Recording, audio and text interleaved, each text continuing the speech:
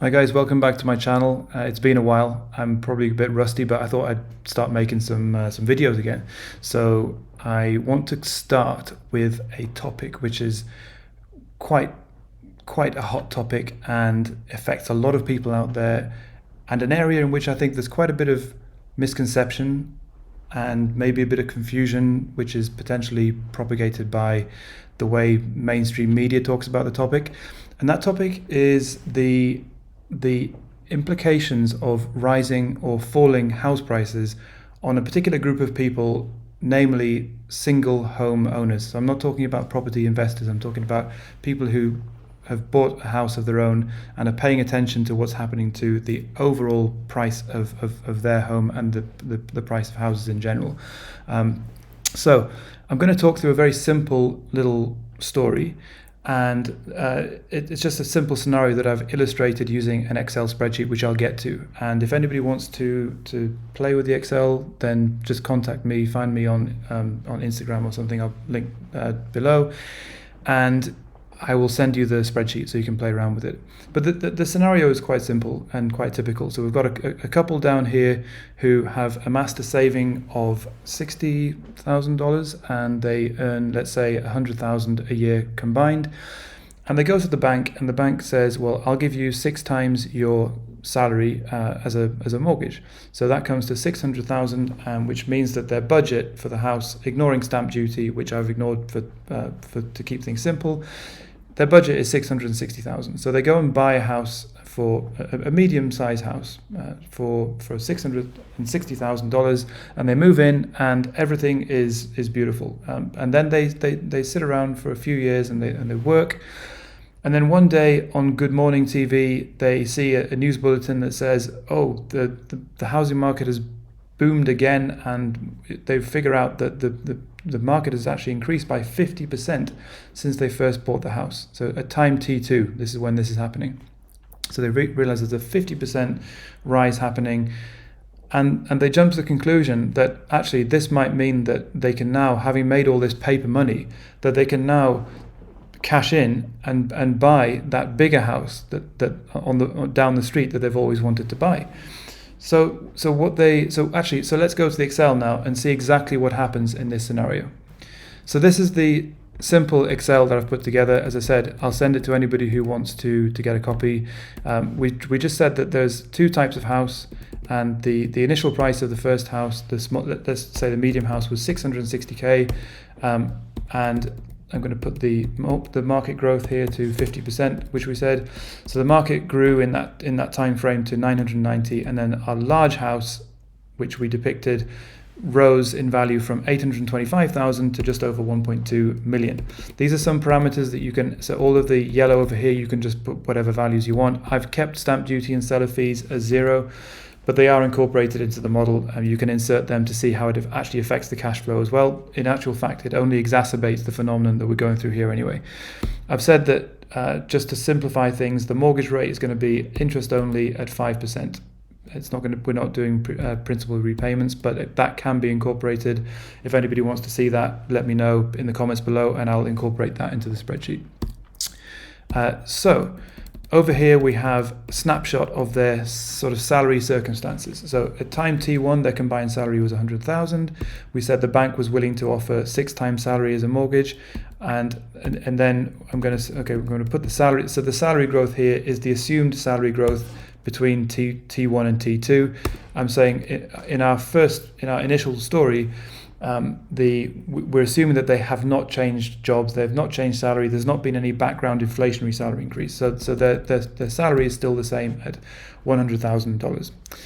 So they decide to sell their house, cash in on it, and then repay the mortgage off, and then go and see if they can buy this bigger house. In reality, what they would do would be to obviously not do it in that staggered fashion. They would certainly do their due diligence on the second house before selling the first one. But I'm just to keep the numbers clean and the snapshots clean, I'm going to assume that that's what they do. So let's just go over some basic parameters that exist at the various the snapshots in our timeline. So at time T1, they paid 660,000 for their house. The mortgage was 600,000. The deposit was 60. This was a 9% deposit. The monthly interest payment for that while they were in that first house was $2,500 a month.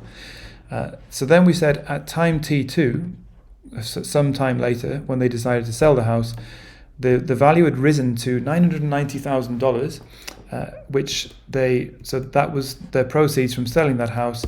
They paid off the original mortgage of $600,000, which left them with $390,000 cash in their pocket. Right, so that they cashed in on that equity they built, and now they start to say, well, the bigger house we want to buy has now increased from $825,000 to just over 1.2 million.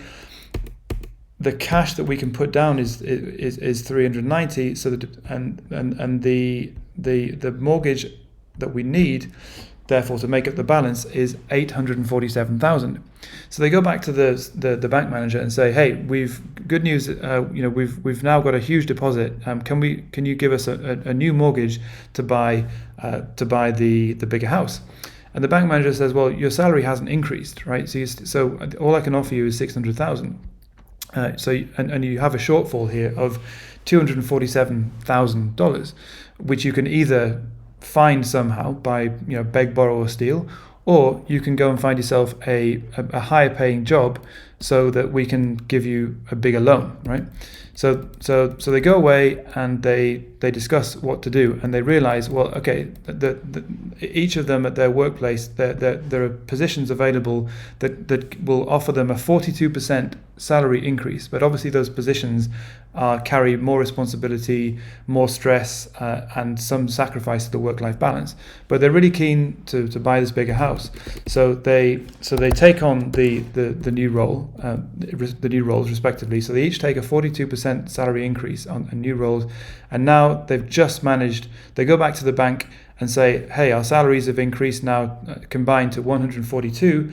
So the bank manager says, well, that's fantastic. I'll give you your mortgage for $847,000, and they buy the house. So they move into the new house, and their mortgage payments, which are depicted down here.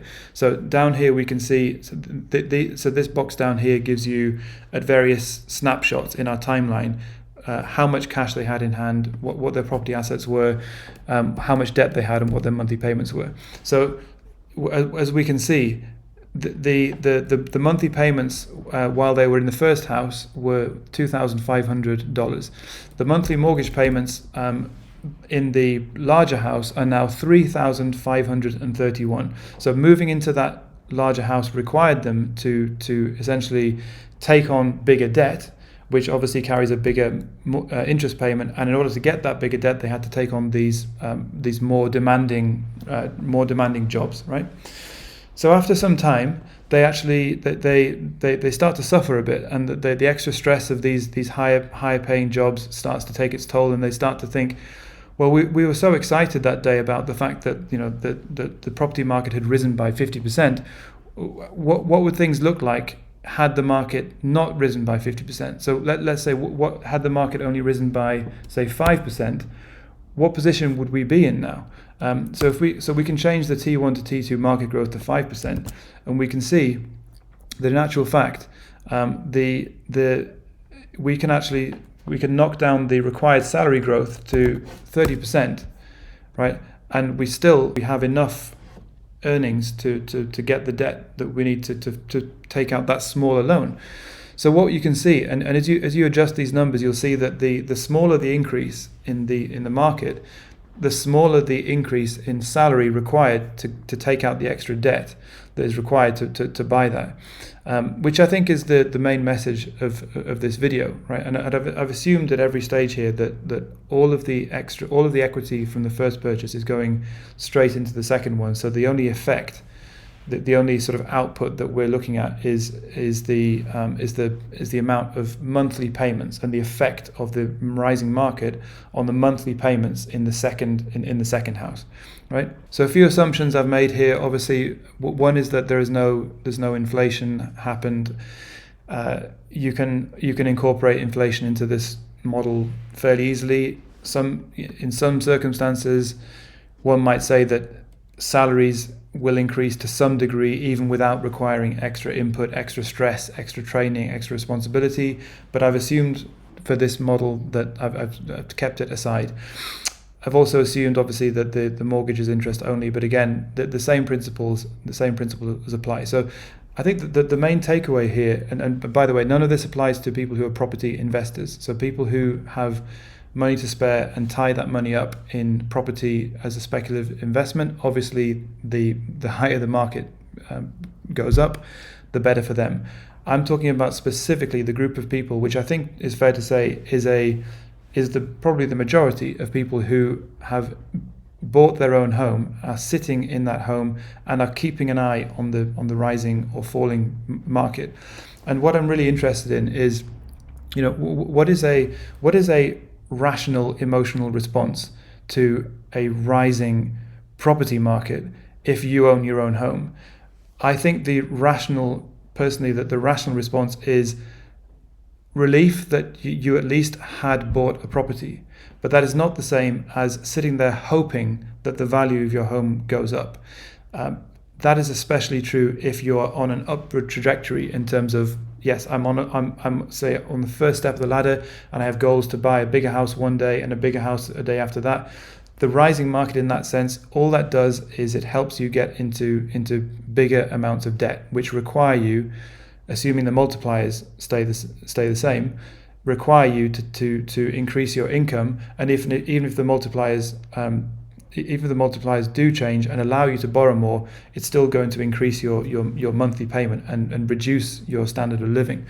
There is a small caveat here in terms of negative equity, because in one sense, those who buy a house, and obviously with very, very small amount of initial deposit, are very close to being in negative equity. So the higher the price of their property goes, the further their margin of safety is from that critical point where they're in negative equity. So that's a slight aside as well. But if anybody's interested, comment below, and I can make a follow-up video where I sort of talk through some scenarios about negative equity and look at exactly how negative equity might work in this scenario for this particular couple and their little story here.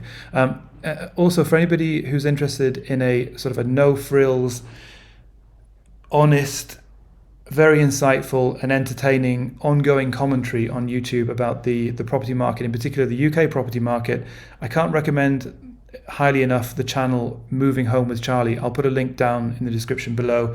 He talks to lots of experts. He is an expert himself, having worked in the industry for a long time, and he has a very sort of tell it like it is mentality. It's very entertaining, and I highly recommend it. Anyway, thank you very much for watching. I'm going to be making some more videos, maybe on this types of topics, also on artificial intelligence and deep learning. It's an area that I'm very interested in. So for those of you who were following my blockchain series, that might be more up your alley in terms of a very sort of hot topic in technology, which I'm also in the process of learning, and I enjoy passing on the knowledge. So stay tuned for that, and thanks for watching. Okay, bye.